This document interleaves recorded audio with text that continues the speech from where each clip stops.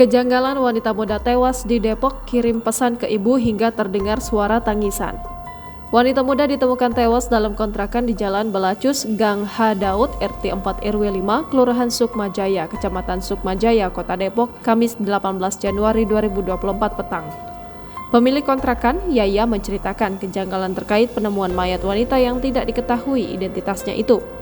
Saat itu, Yaya melihat korban datang ke kontrakannya menghampiri terduga pelaku berinisial AA sekitar pukul 13.00 waktu Indonesia Barat menggunakan sepeda motor.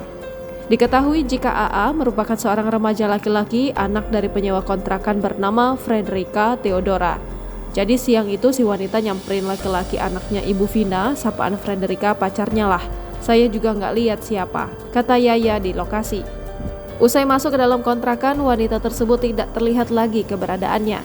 Namun sekitar pukul 15.00 waktu Indonesia Barat, Yaya sempat mendengar suara rintihan tangisan meski tidak diketahui sumbernya. Jam 3 sore kedengeran ada suara perempuan nangis-nangis gitu, tapi nggak begitu jelas ini anak kecil atau bukan, ungkapnya. 5 menit usai terdengar tangisan, AA terduga pelaku pergi meninggalkan kontrakan menggunakan motor. Usai AA meninggalkan kontrakan, suara wanita itu tidak terdengar lagi dan Yaya pun terkejut saat mendengar kabar telah tewas. Di sisi lain, Kapolsek Sukmajaya, Kompol Margiono menjelaskan diduga wanita yang belum diketahui identitasnya itu merupakan korban pembunuhan.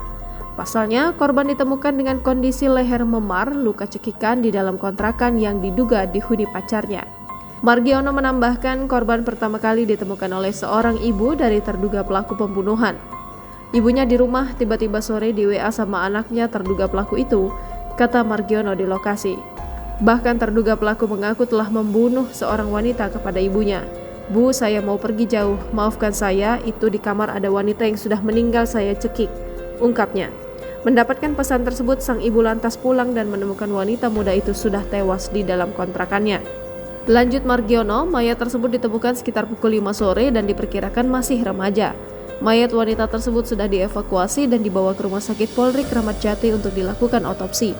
Kini, pihak kepolisian sedang berupaya untuk melakukan pengejaran terhadap terduga pelaku.